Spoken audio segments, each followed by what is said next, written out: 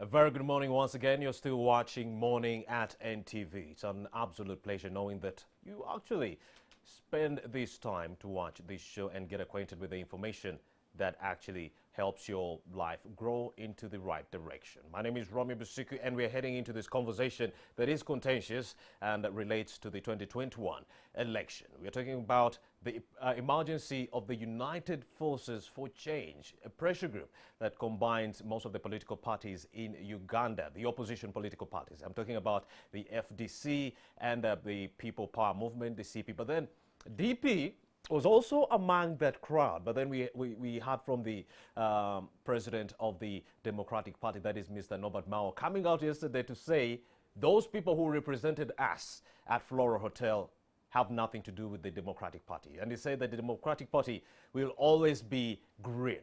Now remember, after this coalition, the main question we were asking, will this coalition trounce President Museveni? And then the question was, then the answers were that as long as opposition maintains a coalition or the unity ahead of 2021, but barely days after that deal was actually put into signing, yes, we are seeing this United for Forces Change pressure group disintegrating within in that regard. But then we shall have the People Power spokesperson, Mr. Mr. Joel Ssenyonyi, who is still on the way. He's still stuck somewhere, but in studio right now, I do have Mr. Mulindwa, the NRM spokesperson, and we're going to get on with this conversation. Mr. Joel Ssenyonyi will actually join us a little bit later on. I hope you make it. So, very good morning, Mr. Mulindwa. Good morning to you and to all our viewers. Good morning. Are you praying Ssenyonyi doesn't make it? I don't mind. It could be dodgy. Anyway, speaking of the new roadmap that was released by the Electoral Commission, the opposition has come out to reject it outrightly. They say, number one, they were not consulted. Yes. Number two, they say most of the media houses in Uganda are owned by the government, the incumbent, that is President Yoweri Museveni. Number three, Deputy President Norbert Mao is saying that there is no way you can get into the game and do not consult the players, because he related the Electoral Commission to FIFA. FIFA cannot make decisions, minus calling in the players that are going to participate in that game. What do you make of all these reactions coming in from the opposition following the passing of the new roadmap? I would say, first of all, Honorable Mao is wrong. FIFA can take a decision without consulting the MOS or the member associations, provided there is a law in which to take a decision. True. If there is a law to consult, you can proceed, because that law will have been agreed on by everybody. I don't think the Electoral Commission acted outside the law. I don't think. The prevailing situation mandated them to do that. And I want to tell Ugandans, if the Electoral Commission had decided we go for public rallies, the opposition would still have reasons to complain. If the Electoral Commission had decided we call off elections, because I saw two MPs one time of Yala, they were pushing for postponement of elections for the next 2 years, until 2023. And the same opposition people were saying, no, it can't be. Now, what exactly do they want? Now, the incumbents, it could be true that most incumbents have media houses. They manage or they own. But I don't think really that having a media house would automatically earn you a slot into parliament or to be a district chairperson. I don't think so. It might not earn you a vote into parliament, but it will give you a platform to actually make your argument to the voter. Well, that can be possible, but I want to assure you that there are people who may not even go out to the media houses but win an election, depending on how much interactive have they been with the electorate. Some electorates are already aware that so-and-so will not come back and so-and-so will come back. However much you go and talk on radio or television, there are those that have already been rejected, whether in NRM or in the opposition. The electorates have already taken a decision. So I'm aware that you'll go to Jinja, you'll find Honorable Mwilu on the radio, who is FDC. when you go to, these people are there, they have their radios. But it could be possible that perhaps if there is somebody else coming against Mweru of FDC, maybe when he doesn't have a radio, but he will go and utilize other radios in Jinja. There are so many of them. We have these media houses like NTV. We will cover the whole country. If your radio can't give me space, I will go and inform my electorate that I will be on NTV tomorrow from 7 to 8. I will explain my points. And NTV will give me an opportunity. Of course, I know this time it will go with the cost because it's going to be more business now. Indeed. So I think the issue of radios, because they started by saying we don't seem to have enough radios and televisions that can be utilized all over. So there will be communication gap. This morning I engaged one of them on the phone. He called me and said, but Rogers, I'm sorry to him, no, I'm going to NTV. But Rogers, you are my friend. How could you really dare support this kind of thing? I said, wake up this morning, go to any part of the country. It is just maybe less than 24 hours since the announcement was made by Electoral Commission. But everybody in this country is aware, even in the remotest part of this country, they are aware that campaigns this time are going to be on radios and televisions and in social media and in the newspapers. All right, let's listen into some of the submissions of the opposition, especially the DP President Norbert Mao. Here's the video. It is now public information that the tried and tested campaigning methods will be abandoned for a scientific approach in the lead-up to the 2021 polls. The Electoral Commission cleared the air about the future of the forthcoming elections this morning. A ban on mass campaign rallies was confirmed, with aspiring candidates encouraged to campaign through the media. Political clauses have been drawn out against a decision that was reached without the input of relevant stakeholders. We must not compromise the quality of our elections. If the scientific election is not based on consensus by all the players, there will be no tournament. Dr. Kiza Besigye, who has challenged President Museveni in 4 electoral cycles, agrees with Mao. Electoral Commission ekole ebyayo tukole ebyaffe. Tetutambulira ku byamwami by'Abakama ne Museveni we. Tukole ebyaffe. Some of the issues of concern are of legal nature. There is also concern that the scientific approach will disenfranchise first-time aspiring candidates who will have their work cut out against seasoned campaigners. Our constitution only envisages one election. We can only have a normal election. There is no provision for scientific election. There is no provision for a digitalized election. Okay? So what the EC is doing is actually putting the country into a crisis. An inaccessibility of media also poses a great threat. Do people know how many candidates are there in a general election? Let's start with sub-county chairpersons alone. That's close to 40,000. How many radio stations do we have? Unless we are going to have campaigns 24 hours. Members of the ruling National Resistance Movement government have, however, dismissed the opposition's concerns as usual lamentations. Yeah, for us, we expected this. Really, when you look at the health situation in this country, there is no way one would expect that Ugandans would be subjected to campaigns to have public rallies. No, that was the least expected thing, and I would have been disappointed. Mulindwa says the whistle by the electoral body is all the party waited for to hit the ground running. I've been given 2 months plus a few days for you to convince Ugandans.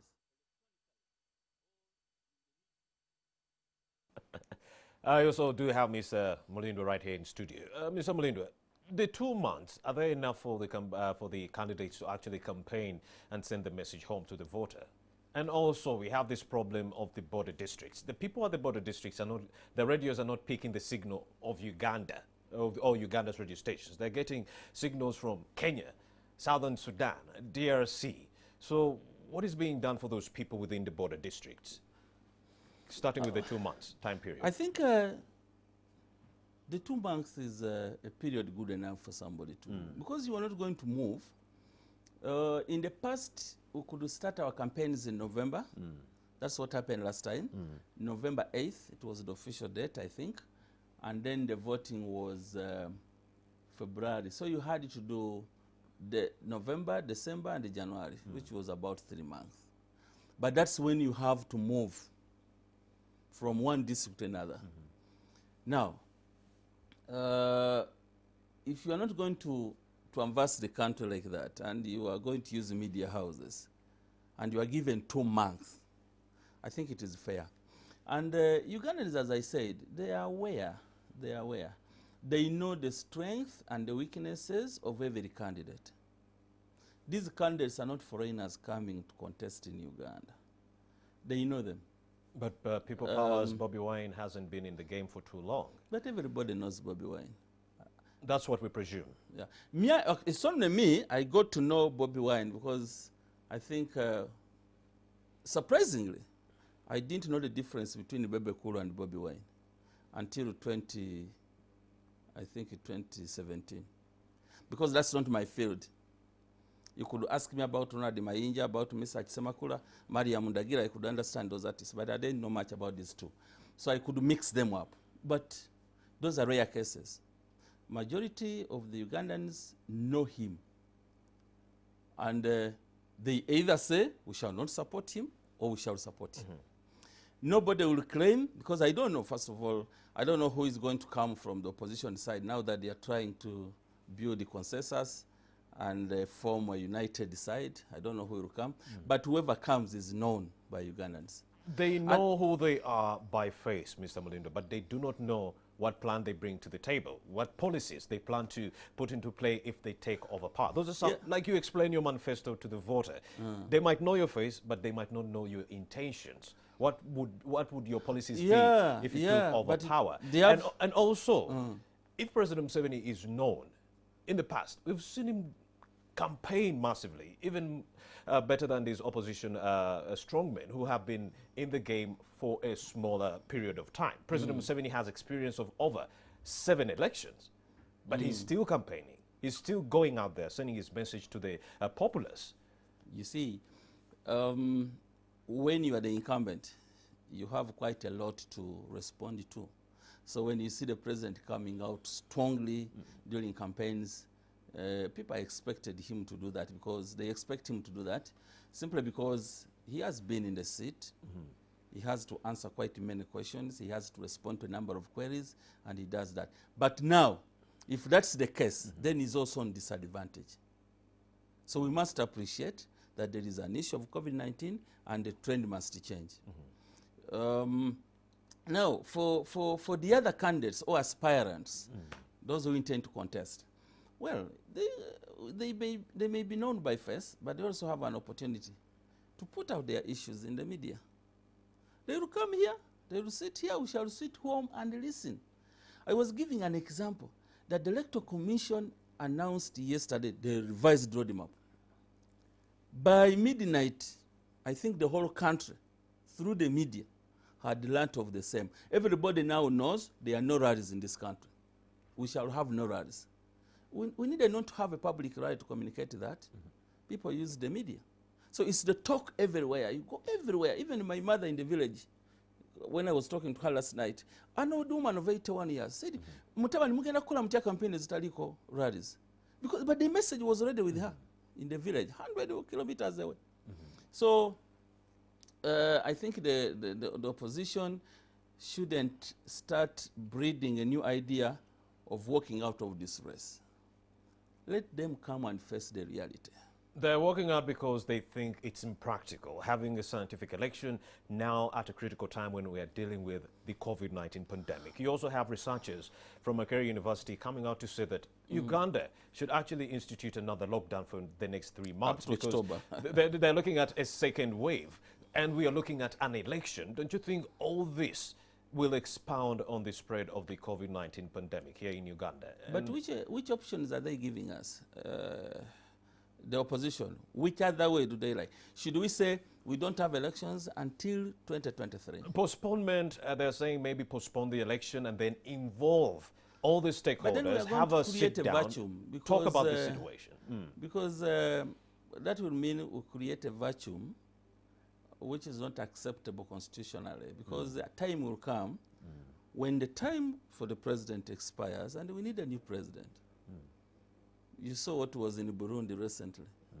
This one dies, the term is supposed to end in August, and the speaker was supposed to take over, I'm told. Then they said the court had to do the ruling. But we don't want to see this kind of things. Evariste had already won, but that's a story for another day. And the situation where we are now, yes, I can agree that we are getting more COVID-19 numbers. But I think when you look at the last few days, the numbers are not shooting up so much. That there is a likelihood that perhaps by the time we get into October, maybe the curve will have started going down. And the government is working hard on this to make sure we eliminate or we take control of this problem. So that because it's also in our interest as a party that we save the lives of our people. Indeed. And that's exactly why we appreciated the move by the Electoral Commission to say, let's go scientific. So if the opposition is not interested in this, then which alternative are they giving us? To postpone? Up to when? Up to when we actually are sure that the coronavirus isn't here with us. Because, that would also be another problem. What if it continues for the next 3 years? Because World Health Organization, they're telling us the earliest we can have a vaccine for this, it could be 18 months. But then there's a game changer right now. There's a new cheap steroid on the market, dexamethasone, so that is a game changer. Those 18 months they were talking about. Yeah, I have read that months. in papers, I have seen that, but I have not heard from WHO. Because we started with the chloroquine, something, what was it? Remdesivir and people would so say forth. this and this, and then World Health Organization comes up to say, no, not yet, not yet. But whatever the case, I think the opposition is not telling the truth, and it's very unfortunate that my brother Ssenyonyi is not yet here. I would love to hear from him. They are not telling the truth. But the truth is, they are not ready for an election. Really? I would say it. Opposition in Uganda is not ready for an election. They are just gambling.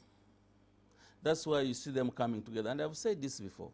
Coming together does not give them an advantage in their political weight.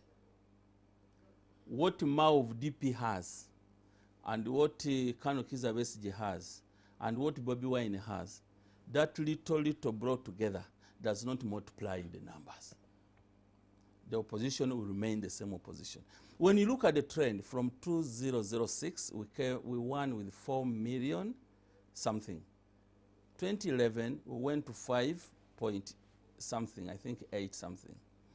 2016, we almost hit the 6 million votes we got as NRM. So there has always been an increase for NRM. But at the same time, there has also been an increase in the opposition. Yeah, I noticed. From 2.4 of Kizza Besigye, that united opposition, to 3.5. Yes? Yes. But that means the more the voting population shoots up, yes, we take the lion's share. But you've forgotten to let the viewer know that also during these elections, they were also contested straight from 1996 with Paul Semogedede. Yes, he contested the result. He said, even though President Museveni got his 4 million and I got my 1.4, there was something that was amiss. But then it was until 1998 that Mr. Charles Sowore, the electoral commissioner, the commissioner at the electoral commission, who came out and said, you know what, there were some irregularities within that election. In 1998, imagine. Even then in 2001, when Besigye came through, President Museveni had his 4 million, Besigye had his 2 million. But then there was also, that election was contested by Mr. Besigye. 5 judges, 3 of them were like, you know what, we cannot, nullify this election. 2 of them were like, there's something that is amiss. The same situation was abound in 2006, in 2011. And 2016, we saw Amama Mbabazi petitioning instead of Besigye, who was in jail. The elections have been contested, Mr. Mulindwa. Do you have this certainty that the 2021 elections are going to be free, fair, and credible? Yeah, I think so. The opposition will always contest elections. It is another way of being accountable to their people. They try to give their people to bless them with more of a soft landing. You lost an election, but you did not lose. You know, there was rigging. It gives them that comfortable landing. They do it. Even when they know internally, within their heart, they are aware that we lost an election genuinely. Because when you look at from 2006 to 11 to 16, NRM has consistently lost in certain areas, and opposition has won in those areas. Kampala being one of them, Wachiso being one of them. You'll see Honorable Ssenyonyi, yes, winning for the last, I think, three terms, winning as woman MP for Wachiso. And that has also been consistent. Which means, where we lose as NRM, we have had issues. And I have always said this, that for instance in Kampala, perhaps the choice of our candidates in some of these positions did not match the quality of the opposition. And we are going to improve on this next time. So rigging, for us, instead of saying yes, because we would also go to court. There are issues, even when we are winners, there are areas we would really contest, but we say, okay, let's leave it, the winner takes it all, let's go. But there could be areas where we could really have ground to contest. And whether, as I said, whether they lose genuinely or not genuinely, whatever they have in mind, opposition has to go to court. And now, what we do as a party, as NRM, is to respect the final ruling of the court. To respect the final ruling of the court. Now, the court, when Mbabazi petitioned, came out with a ruling and said there should be some recommendations that should be instituted, electoral reforms. One of them would be giving fair representation on government platforms to all candidates. Another was to have some of these electoral commissioner, some of the commissioners within the electoral commission to be, the applications to be public. Yes. If you need a job within the electoral commission, go and publicly put in your CV. Those successful applicants would be vetted by the Judicial Service Commission, which would then get these names to Parliament for vetting. But as it is right now, Mr. Museveni is making the appointments. Now, that wouldn't be fair to the rest of the candidates in this political sphere. I mean, it's Simon Byabakama, the same man who prosecuted Mr. Besigye at some point. So you have someone who prosecuted Besigye at some point being the Electoral Commission chairman in a race where Dr. Chiza Besigye is also contesting, and Museveni too.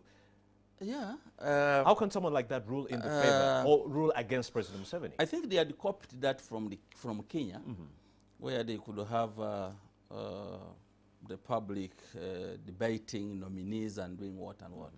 Maybe we have not got there, but we are still working within the law. Because our process looks to be a bit more democratic. The president will nominate, the names will go to Parliament, and then the Parliament, which comprises all sides on the committees, the appointments committee, and then they say maybe this one is rejected, this one is accepted. We have seen some names being rejected before for appointments as nominated by the president. So to me, that's transparent enough. When it comes to having equal representation on media, you said on media houses. Media houses. Yeah, you know this now, you invited Mr. Ssenyonyi. Where is he? I'm here alone. They were talking about UBC, government institution. No, but even before we go to UBC, and so here forth. is NTV, which has given you an opportunity. He's coming. He's and on his they way. have told you the NRM spokesperson is coming, and you are shying away. So some of these excuses could be lame. To me, I think I don't buy into that. But whether it is UBC, whether it was what, whether government or what, I think even NRM, we have a weakness in that. Sometimes our people are invited and they don't want to go to these media houses. They don't want to go there. But if they are there, then so this appearance in media houses, I think some people, first of all, some people fear facing the journalists. Some of us have the courage because we are part of the family. Disclaimer, Mr. Mulindwa, if you're watching, this is Morning at NTV, and Mr. Joel Ssenyonyi is around Acacia Avenue and is making his way to the studio to have this conversation. We are talking about the united Forces for Change, a new pressure group that involves Bobby Wine's pressure group, that is People Power, and FDC's Kizza Besigye. There, DP is saying, no, we are not part of this. That's according to Norbert Mao. That's what he said yesterday. Mr. Mulindwa, Mr. Frank Tumwebase, the Minister of Gender, Labour and Social Development, did mention that media campaigns are the best solution rather than the rallies, because he said they're more efficient than the rallies. Do you agree with this narrative, given that 95% of Ugandans do not have access to a radio, TV, or social media? The whole of Africa, we're talking about 4 in 10 people not having access to the internet. That's why you have companies like Facebook and Google trying to put some cables at the sea so that they can cover the whole of Africa, 75,000 kilometers of cable. So that means the situation was already dire. Now they see a gap that is being caused by the coronavirus. So there you have it. The status quo maintains that communication, especially social media, is not so rife within Uganda. So do you believe or do you agree with Mr. Tumwebase when he says that media platforms are more effective than the rallies? Remember, many people are being sidelined by the OTT, over-the-top tax. Go ahead. In this situation, I think I believe the minister, given the nature of the situation we are in, COVID-19. I agree with him. But in normal situations, I wouldn't agree with him, because there would be no reasons why we don't go the other way. But I have said it is, when we got this coronavirus, we never called or we never held public rallies to educate people about coronavirus. But the whole country, I think within the first 14 days, everybody had known there was a problem in the country. How did they know? Through the media. When Ugandans choose to give attention to an item, to an activity, they will give it attention.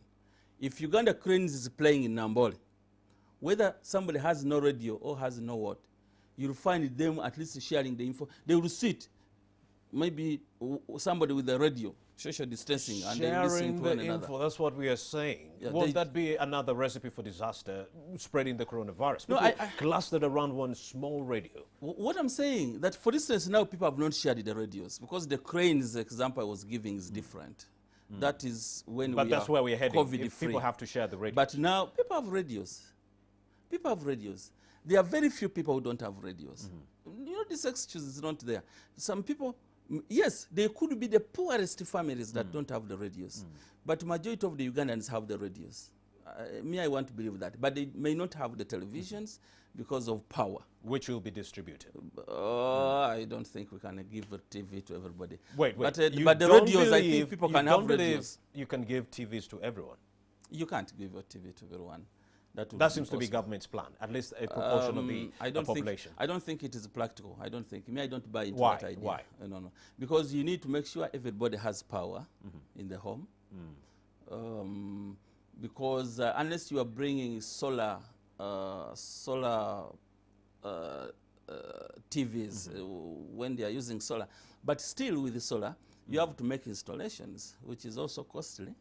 To have a panel that can run a television, you may need 150 megawatts maybe, and you may need 2 panels, 300 megawatts, which is also a bit more expensive to the ordinary person. But with or without televisions, people can still get this information through the media. And all these discrepancies you've just highlighted make or entail that this government or electoral commission was never ready to conduct this election. I mean, you do not think it's feasible to distribute a TV sets, number one. Yeah. And also, they hadn't scrapped over-the-top tax, OTT. Now, removal of OTT would mean that more people would be subscribing to these social media services and getting this message but from what the I heard Justice Byabakama, he said he's going to engage UCC and the Minister of Information more. So I think there's still more engagements. UCC will have to give us guidance. I'm eagerly waiting to hear from UCC because they are going to be key players in these campaigns. UCC. Because if I own my radio as Rogers Mulindwa and I'm a candidate, and then another person X is coming on my station to attack me, to say, you know, you're an incumbent, you have done nothing, how are we going to, how do I get protected? It's my station. but I want to render service to the others, and you want to come and abuse me from my station. It is going to cause some, and it's the only radio in the constituency perhaps, or even in the district. But the good thing is, according to the guidelines, you're not supposed to use any callous language that makes the other candidate look bad. At least those are some of the standard operating procedures that was set forth. That will be very important, but in campaigns, I know we how need to people expound on the social and political economic issues affecting Uganda in a wholesome and very, very good manner. Not just fighting and throwing around words, but then you were still expounding on that issue of... For NRM, discipline is key. True. With us, whether you attack me, you abuse me, I laugh at you, and life goes on. But for our colleagues in the opposition, no. They have called us all sorts of names. I've had... So, to me, I think, first of all, Honorable Mao, Honorable Mao is one of those people I like most in this country. I like the way he talks, but sometimes he gets off point. I think at this time, we have had opportunities in 96, in 2001, in 2006, in 2011, in 2016. Those opportunities have been there without COVID-19. They have lost elections, convincingly. Now, there is another opportunity, perhaps this would be their opportunity. Why don't they take advantage of this? Because they have always been saying President Yoweri Museveni takes advantage of the incumbency to move all over the country. And for them, they don't have choppers, they don't have speeder cars to move. Now, this is an opportunity for them to showcase. Because the president, our candidate, who is most likely to be our candidate, President Yoweri Museveni, would also not move. So what do they want? This is where I get confused. Let them take advantage of this. And then we see. And then we shall say, oh, okay, my Museveni, he has been winning elections because of this. Now that this one is not there, you see, he has lost. When it comes to the rallies, President Museveni was doing so well because he has the money to spend on these rallies. These opposition people were talking because they didn't have the money, the resources to go forth with the same. And also when it comes to this scientific election where we use digital platforms, the president will have bigger mileage because he has the money to pay for airtime. But then we'll have candidates that will find a hard time buying airtime to actually voice their manifesto to the electorate. That's what we are talking about right now. Well, Mr. Museveni could be having money, his personal money from his farms, because if he chooses to sell like 100 bulls in a day, that money can be of help. But even others have their own money. But as a party now, because we are talking as a party, where Mr. Museveni is our national chairperson, we have our own money. We have been making savings. We have 5 ways of getting money as a party.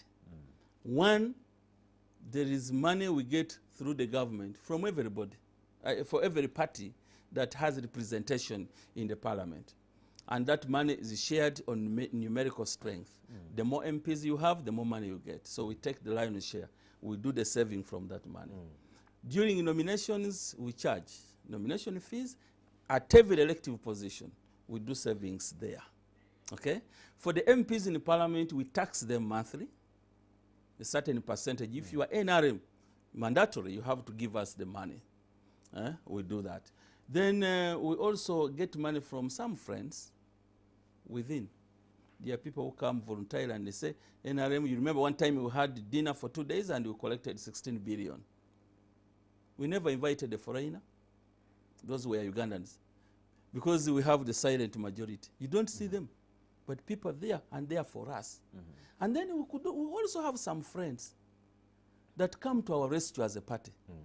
You remember recently during COVID-19, I think President of Nigeria sent President Yoweri Museveni 150 as a president at that level. But we also have others at individual levels that come to our rescue as a party. So for us, we can mobilize our little resources to manage some of these programs. Mr. Mulindwa, the information I'm getting from opposition loyalists is talking about President Museveni is not winning because of the rallies. He's not winning because of the money. That's what I'm hearing.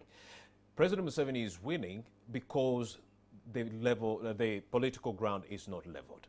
No electoral reforms. No electoral reforms, my friend. I want to agree with you. How many times was Let me agree with you like to campaign? Mr. Museveni does not win because of the money.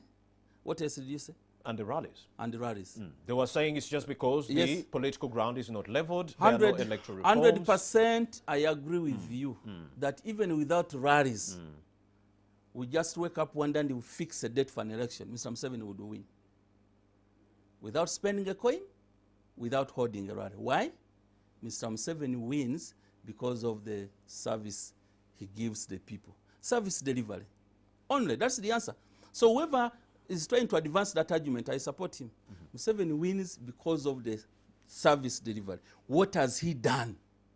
We will come back to an election and I will take you to our manifesto. I didn't carry the copy. I will show you.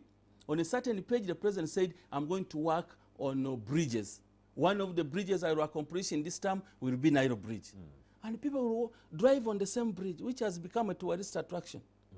He will say, I'm going to fix this, and the things happen. That's where we are. That's why for us, we are not even so much worried of this election.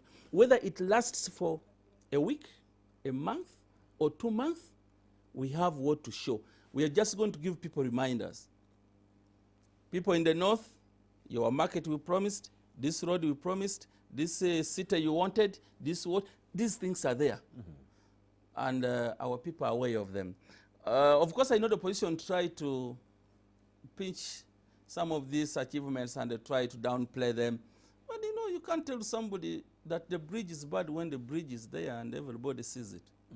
So true, I agree with you. Museveni does not win because of money. Museveni does not win because of rallies. Museveni wins because of the service he offers to the people. His regime. Because as an incumbent, he comes back to account. What have you done? You promised us this. Have you achieved this? Have you achieved this? Have you achieved this? That's where we go.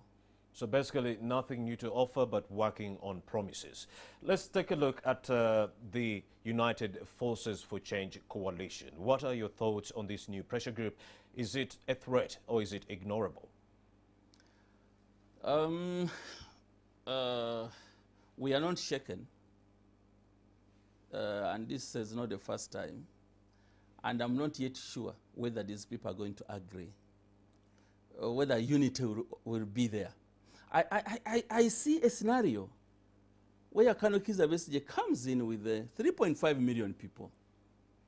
And perhaps Bobi Wine may say, I'm the best candidate for this. And Besigye also says, but what do you have to offer? I come with 3.5. What do you have? At constituency level, you have 1.2 or 1.6, something like that. So, but whatever it is, whether they unite, whether they don't unite, for us, we are ready for them because our strength lies in the population down there. We are not, our strength does not lie in individualism. We are basically relying on the population down. And the population down there agree that NRM is a tested and trusted party to continue steering the leadership of this country. We shall face them. Whether they choose to come as individuals in their respective parties, because there is also that strategy that when they come, let them fight individually so that they fail us to get 50+1, well, whatever they want. But I want to assure you, 2021, we shall win that election. And we are likely to win it higher than we did in 2016. So let them proceed. We wish them well. We want to see them, if they are united, the better. Because we also want to face an organized side. Let them unite and then we face them. Mr. Mulindwa, the NRM spokesperson, if you're just watching Morning at NTV, we are talking about the new revised electoral roadmap for 2021 and the chances of the new pressure group, United Forces for Change. Maybe I'll just give you a brief preamble of some of those key revised roadmap highlighted as below. Political party and organizations are to identify flag bearers on the 22nd of June to the 21st of July. You have also the deadline for the resignation by public servants wishing to participate in special interest groups committee elections on the 29th of June 2020. The nomination of village special interest groups, persons with disabilities, the youth and older persons will be on the 5th of August 2020.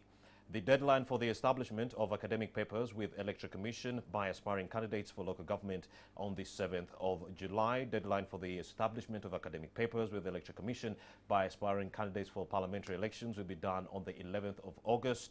The deadline for the establishment of academic papers with Electoral Commission by aspiring presidential candidates will be done on the 1st of September.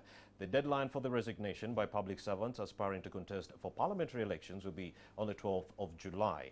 Deadline for the resignation by public servants aspiring to contest for local government councils elections on the 6th of August 2020. The deadline for the resignation by public servants aspiring to contest for the special interest group representative to parliament will be done on the 7th of August. The deadline for the resignation by public servants aspiring to contest for presidential elections will be done on the 31st of October 2020. The period for the nomination of candidates for local governments, including special interest groups, will be done between the 7th to the 17th of September this very year. The nomination of candidates for parliamentary elections will be done between the 12th to the 13th of October 2020.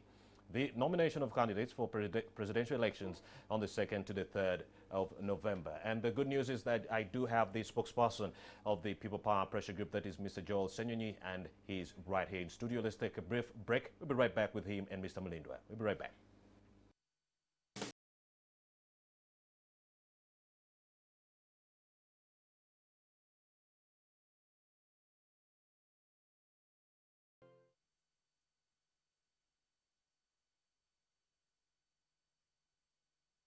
Hey there, did you touch money today? Your car door? That taxi seat? Perhaps the elevator? Mouse and keyboard at work? Shake hands with a friend? Your phone? You need Skin Guard hand wash, soap and sanitizer. Stop for a second. Look at your hands. See them? You may have touched coronavirus contaminated surfaces that harbor the virus for several hours. But here's the good news. Use Skin Guard antibacterial hand wash, soap and sanitizer to wash your hands, front, back, between fingers and in your nails. Stay safe with Skin Guard.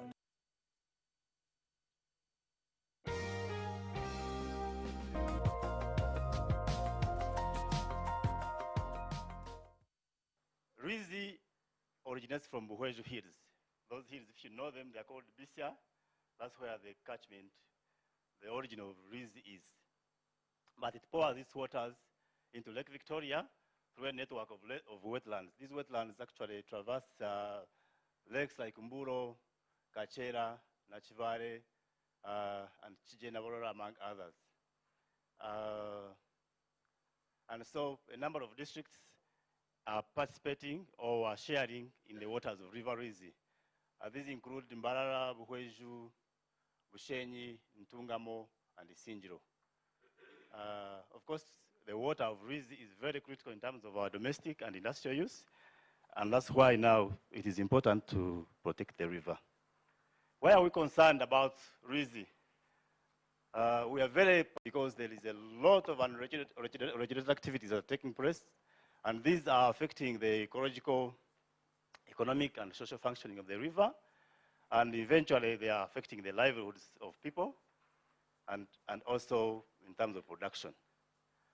The key negative interventions that have affected the river include the cultivation within the river banks, sand mining. I will shortly show you the pictures. There's a lot of brick making, drainage, brokerage. Some individuals have actually gone ahead to block the river permanently at some sections, and introducing some alien species like eucalyptus. There's a lot of eucalyptus that has been planted within a river bank.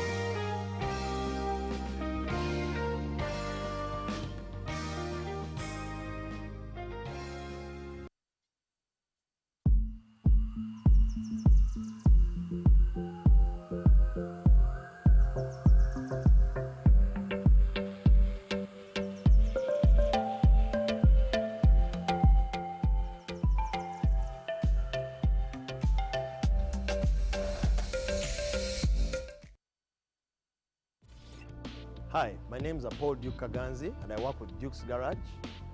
Most of you have had your cars parked for about 3 months, and during this time, a lot of things happen to cars that are parked. The most important thing is to test if your battery works, switching it on, if your car starts up normally and your battery light, warning light doesn't show, that means you're good to go. Or if your battery is not operational, you will know when you turn your key and it makes a sound, a clicking sound, or it doesn't make any sound at all.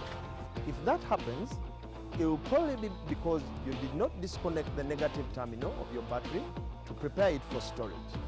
Now what you need to do is get the battery jump started or take it off outrightly, have it charged and get it ready to work. When you look at the tire, you also have to look out for cracks and bulges because those mean that a tire is damaged.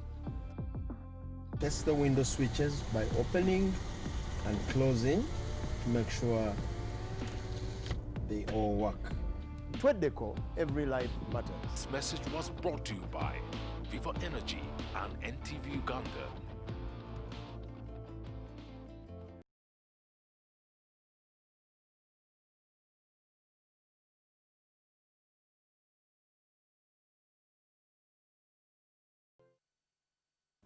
Welcome back and thank you for staying with us. Let's get back into that conversation where we were discussing the new revised roadmap to the electoral roadmap to the 2021 elections and also the emergence of the United Forces for Change, a new pressure group. And I'm joined by Joel Ssenyonyi, the People Power spokesperson. Also, Mulindwa is still in studio. A very good morning, Joel. You finally made it. Good morning, Romeo. My apologies to you, Mulindwa, and the viewers. My car snapped around 7 a.m. on my way here, and by the time I got a second one to bring me, traffic and all of that, but I'm delighted to be here. And it has nothing to do with fearing Mulindwa, so that is out of... So I've been home, and he had me talking about it. I said, no, let you know, as I came listening to...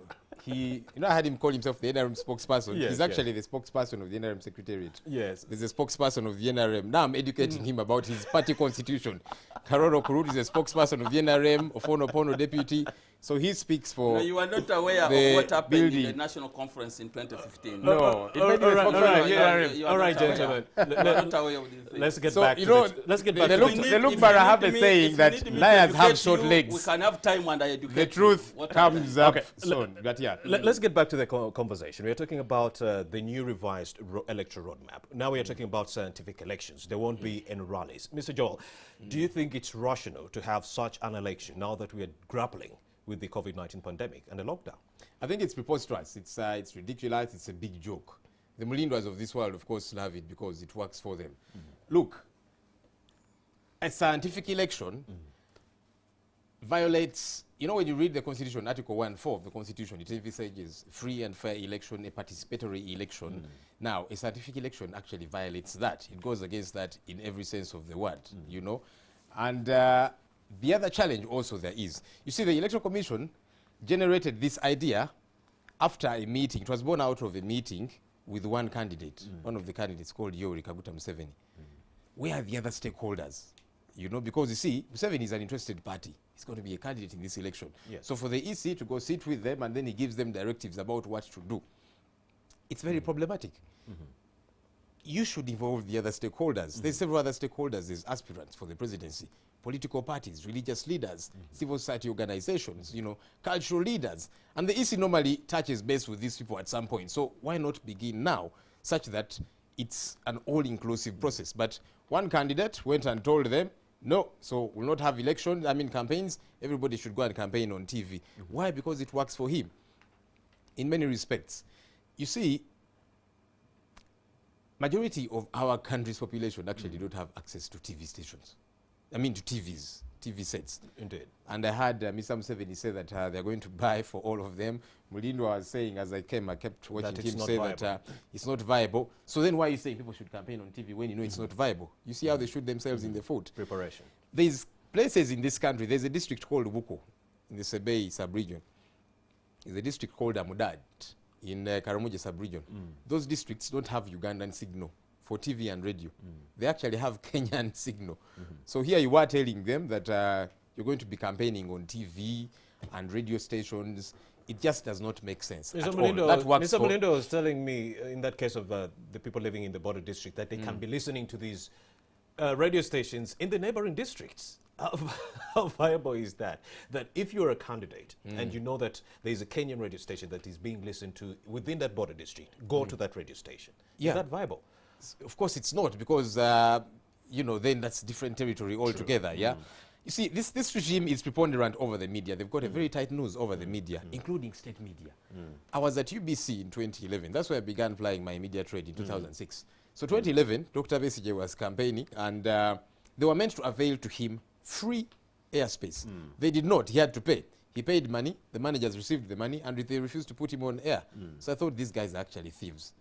Somebody has paid money. You're meant to put him on air. You have still refused. He went to court anyway, won the case. I don't know if they eventually did compensate him. So there's issues around the media. 28% of our country's population, Romeo, is on the national grid. Indeed. 72% don't have access to electricity in this people's government 35 years later. So I heard him talk about service delivery. They thought, what kind of joke is that? 28%. So the other 72%, what TV are they going to watch? They don't have access to electricity. They are not on the national grid. And that's very problematic. So when you look at majority radio stations across the country, they're owned by regime functionaries, even those that are owned by decent business persons. When an opposition figure goes into the radio station, the RDC, you know, RDCs have an exaggerated sense of self-importance. They imagine, they have a certain air around them, you know. I think the president tells them, you're the president of the district. So they have this mentality that they've got to show some gusto. And so they go to those radio stations and pull out opposition politicians. It's not hearsay. It has been reported here and elsewhere. It happens, you know. So when you tell us that go and campaign on radio and TV, it just doesn't make sense. But you see, the background of all of this is because, like I'm saying, one candidate ordered the EC to do that. Why? Because Mr. Museveni actually fears competition. And that's why he stopped us from going across the country to hold our consultations, because he could see the hope that we were really inoculating in Ugandans out there. They would embrace us wherever we went. And he does not want that. He fears that competition. All those negative factors have somehow worked in your favor. Have they? We wanted to hold our consultations. What do you mean? You've been united. United Forces for Change. I'm coming to that. Yes. All those negative factors forced Kizza Besigye and Bobby Wine to come to a table and agree on a coalition, which is United Forces for Change. Now, in your opinion, as the spokesperson of the People Power Pressure Group, do you believe the United Forces for Change has what it takes to trust President Museveni? If you'll just give me a minute to finish this point, because that's a different matter altogether. Yeah. The Supreme Court has said severally that ballot stuffing happens in our elections among several other illegalities. But now here you are saying that you should not be at the polling station, vote and go away. So that these guys can get to do whatever it is that they want to do. So that's why we are saying a scientific election is very problematic. Mr. Museveni, he's an aged man. And like he said in an interview with this very station back then, he said, you see, beyond 75, you don't have the energy, the stamina. He does not have that. He doesn't have the ability to go across the country campaigning. That's why he's saying, no, let's sit on TV. Let me sit on TV and campaign out there. Because if you go out there, it's going to be difficult for him. Are you sure he doesn't have the ability? He did about 3 push-ups, and this guy is tinkered with the audios. You know, for somebody who has a media eye, you could see how things were placed back to back, you know. But that's a story for another day. I didn't know we are here for jokes. We are alive to COVID-19. And that's why, by the way, we People Power, before Mr. Museveni instituted the lockdown, we had certain activities, you know, but there was a case in Kenya, there were 2 cases in Sudan, there was a case in Tanzania, 2 cases in Rwanda, and we were surrounded. So we said, you know what, let's first put a hold to activities and observe. So we are not for let coronavirus spread all over the place and so on. And so we have some proposals, okay? One of the proposals is, like I said at the very start, involve the other stakeholders so that we come to some kind of remedy together. As on a TV station yesterday night, and Jotham Teremwa said, we are going to engage them. But you see, when you put out a program and then you say now we are going to engage them, that's shooting first and aim later. You first aim and then shoot. These people just fire and then aim later. That's preposterous. Things don't work that way, you know. And there's a couple of things. You know, when you read Article 77.4 of our Constitution, where circumstances prevent a normal election from happening, Parliament can pass a resolution to hold them off for about 6 months. It could even be 3 or that kind of thing, so that we monitor and see how things go. When Museveni was putting the lockdown, he said, let's first be quiet, observe, and get to see. Why are we in a rush to go into an election that does not make sense? A scientific election where People just do things fwa, as we in the ghetto like to say. So there's remedies, yeah, and they are embedded within our constitution. If we were going to do that, if we were going to hold consultations with the stakeholders, we would help the Electoral Commission to, within the law. Could that be the reason why Mr. Mulindwa is saying you're not prepared for this election? We have always been prepared. We are prepared for a reasonable, sensible election, not the joke that these guys are talking about, because that's not an election in every sense of the word. But will you right from campaigning, we have told Ugandans we are going to participate. We are going to challenge Mr. Museveni in the coming election, and we are going to challenge him in a free and fair, in an organized election, in an election that is reasonable, not these things of scientific election that he as a candidate, he will determine what happens. And you see, I thought the EC, as it says, it is independent. You know, initially back then they wanted to add the word independent to their name because they imagine that when you name a dog a goat, it actually becomes a goat. So they want to say independent electoral commission. Independence is in practice, not in the naming. Okay, so they should have involved the other stakeholders, not just go to one candidate to tell them what to do. That's very problematic, Romeo. Mr. Mulindwa, you have a chance to defend yourself. Mr. Ssenyonyi says the president didn't have the magnitude, even the energy to actually go ahead with the rallies, and this actually plays in his favor. Then let them take advantage. If Mr. Museveni is aged, is 70 plus, when he was 60 plus, he faced younger people, defeated them. He has always actually contested against younger people than him, maybe except for Mr. Semogere, who was perhaps older than him. So age has nothing to do with the ability to serve, and Ugandans have disproved these people on this allegation. But Mr. Museveni said age has everything to do with poor service delivery. He said that in an interview. But first of all, I'm not aware of a meeting where Mr. Museveni as a candidate, because he has referred to him as one candidate, meeting electoral commission. You're not aware of Mr. many Museveni things, Mr. Museveni is not a candidate. I want to educate Mr. Ssenyonyi that Mr. Museveni is a president. You guys passed a resolution. Not a candidate. Let him not finish. a candidate. Yeah. Candidates are decided He's a by contender EC. for the presidency. Oh, fine, then he used the wrong word. Two, the media, you see, we have had elections before. Yes. Which were not scientific. And I say this one before Mr. Ssenyonyi came in, that still Museveni won. To my understanding, this would be an opportunity for them to take advantage of the new strategy at hand now, the media strategy, so that they can show cause and say, we can win an election. Because their complaint has always been, Mr. Museveni takes advantage of the incumbency to use the chopper, to use the speeder vehicles, to do what? Now he's not going to move. But if they are still complaining this new strategy, then actually I can say they are not ready for an election. What happens to areas where there's no TVs? I gave him time. Yeah, you still have the floor. What happens to areas where there's no TVs? I gave him time, so you should give me time. Museveni does not fear competition. Because he says, you know, Mr. Museveni fears competition. No, the group that fears competition is that panic group that is trying to come together now, because individually they fear the man. If people power was strong enough to challenge Mr. Museveni, they would come individually. But because they don't match the weight, they are not sure of themselves, they have to start. Omanyi, you say if it is the weighing scale is like this, then you can start bringing 5 kilograms to match this one. So these are the people who are fearing Mr. Museveni. But Mr. Museveni does not need to unite with anybody to face anybody. NRM will stand as an NRM. All right. And we shall defeat them. And finally, on that one, is I was, because he said, we have proposals. Why did they engage us? Then I waited to hear the proposals, and the proposal was, engage us. What are the proposals you have? If we don't go scientific, what do you want us to do? What do you want Electoral Commission to do if we are not going to scientific? Okay, Mr. Joel. So either like you mentioned, the coalition could be spelling weakness at some point, because it says people power might have come along if they were strong enough to trounce Museveni. What do you make of that? And don't you think this new pressure group will disintegrate like the Democratic Alliance? As I respond to that, either he was not attentive or he's just, you know, not very knowledgeable about the law, and I understand, because if you've not been to law school, certain things are a bit complex for your understanding.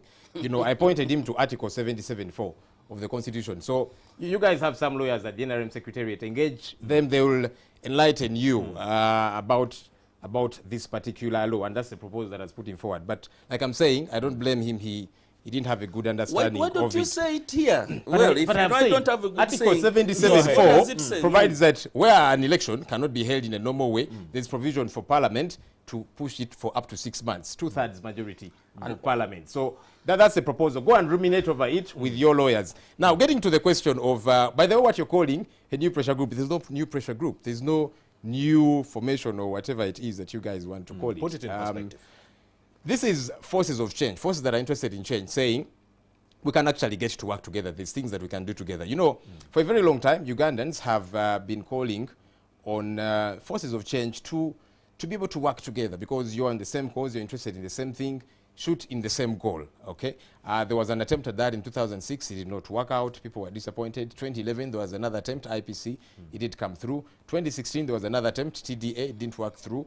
But here we are saying it's possible for us to be able to do certain things together, because we have different energies, we have different abilities, we have different experiences, we have different potentials, you know, and resources, human resources and otherwise, that we can be able to have a working together. So it is so not a as sign People of Power, weakness. we have reached out to the different forces of change. We have had discussions with Dr. BCJ and his team. We've had and continue to have, by the way, discussions with General Mugisha Muntu, and we have other upcoming engagements with Norbert Mao and the others.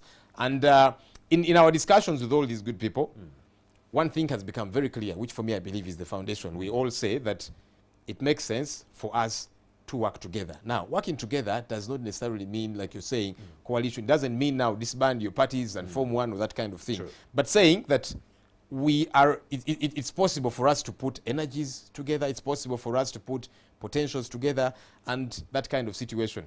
Of course, what people have been really looking forward to is announce that joint opposition candidate. We will get to that. I'm not too worried, especially now, because we have begun step number one to say, let's unite against... You're not worried because you have the Democratic President Norbert Mao coming out to distance himself from the United Forces of Change. He was saying, no, the people who represented us at that faction are not part of DP. They are part of People Power. Yeah, and People Power is not a political party. And that's why you see within our ranks, we have people from the FDC, people from DP, people from ANT, people from JEMA, even some folks from the NRM who are interested in change, who are interested in a better country. We have them with us, okay? So, yes, Norbert Mao did not have to first ratify something and give permission to any member of his party or that kind of thing. You know, for us to say any Ugandan, regardless of where you belong, as long as you're interested in change, you're welcome. You don't have to first go to your party president and seek permission. No. For as long as you're a right-thinking Ugandan who is saying, I want change, I want a better country, you're welcome. And so we have begun with step number one, which is saying, let's unite against injustice. Let's unite against oppression. Let's unite against inequality. Let's unite against bad governance. Let's unite against the undemocratic tendencies of Mr. Museveni's regime, you know, and you begin that way, you know. So the question of a joint candidate, it will come. But you see, for as long as you deal with the foundation, which is, guys, it makes sense when we be able to do things together. That doesn't mean abandon your party or disband this one and form one. No. And, you know, Mulindwa here says that it's a sign of weakness. You see, it is actually strength for you to realize that we need everybody. Because this thing is about Ugandans, and for us, we're saying every Ugandan that wants change, you're welcome. Please come through, okay? And you see, the sooner you realize that you're good at certain things, the better for you. If Rogers Mulindwa, he used to, I think he still does, know a bit about football, you know. If he was to give me a lecture about football, I would sit attentively, listen, and get a pen and write, you know, because he, you know, he has potential in that area, you know. If Rogers Mulindwa told me he was going to talk to me about the law, I would be like, no, please, let's get somebody else, you know. So there's things that he's good at, but, you know, there's things which other people are good at. Romeo, you cannot sing. But you're a good and incredible talk show host. If you call me for an album launch, I will not come, sir. Even if it is for free and you give me VIP access, you know. But when Romeo invites me for a talk show, I'll come because that's his thing, you know. So the idea really here is to say that we have different experiences, different potentials, and so on. Let's begin, and also the message that we are. Yeah. Besides the message, and speaking of this election, you only have 2 months to campaign. Is this time enough for you to send a message home to the electorate? The message is already going, because also there's been a challenge sometimes that are within the forces of change, as we call them. Forces of change is a description. United Forces of Change is a description. It's not a new pressure group like, you were saying earlier on. So sometimes, there is a bit of bickering among supporters and so on. And so we are sending to them a message that there's no bickering at the top. So let's not bicker. Let's not point guns at each other. Let's point our guns, our political guns, at our political nemesis, political enemy, Mr. Museveni, as opposed to each other. And so it's an important message that we get to send to Ugandans out there that, you know what, let's unite for us to get to have a better country. And the message is beginning to sink, so there's incredible feedback out there, people saying, all right, so now I don't need to begin to fight my brother, my sister, who is interested in change like me. So the message has already been said. It's beginning to go out there. What are your chances of winning this election? You see, Mr. Museveni knows that in a free and fair election, he'll be beaten hands down. Okay, and that's why he operates the way he does. And those are not even my words. The Supreme Court has said not once, not twice, but thrice. He rigs elections. He uses our taxpayer money. In 2011, Museveni raided Bank of Uganda, and the head of Bank of Uganda, Professor Tumusiime Mutebile, in an interview, the Daily Monitor said, look, I was misled to fund an election, So he knows that he is weak. That's why he operates that way. That's why he uses RDCs and security across the country to beat opponents, not to allow them, space in radio stations and all these different things. That's why he does not play fair. That you get into a ring and he's saying, no, I want to fight you, but let me handcuff you. If he was as strong as he says he is, the Mulindwa is what they say. If he actually had the gusto and the oomph, then he would say, okay, bring it on, fair play. But he does not. That's obvious. And the United Forces of Change, are you fronting a single candidate? We'll get there. And who are you looking at? We'll get there, and we'll let Ugandans know what happens along, along that path. What we have made clear as People Power, we are going to challenge Mr. Museveni in the upcoming election. And Honorable Chagulanyi Sentamu Robert has made it succinctly clear that he's going to challenge Mr. Museveni in the upcoming election. Okay, that's where the problem is going to come from. Mr. Mulindwa. what? Oh, yes. There's going to be a problem for Mr. Museveni, you're right. Well, to me, whoever comes, it's not an issue. But these issues of Amdat, when Joel says, in Amdat, they don't have this. Amdat is part of Karamoja. The other time we had the chance, all of us, to go there physically to campaign 2016. NRM got 92% from Karamoja. So the rest was for the independents and the opposition. 92, it's a record. The record is there. So why don't you allow, now, if you have strength there, why don't you allow the other time we got 92, and now we are going, if they don't have the signals, maybe you'll take advantage of that. But two, you see, Joel, I would also have respected him if we are discussing musical issues. Because their camp is purely music. I'm not a musician. No, but like I was. No, the law, I was in the media for 14 years. Bobby Wine for music, Museveni for politics. But anyway, that's a topic for another day. Unity is strength. That's what people say. Unity is power, unity is power.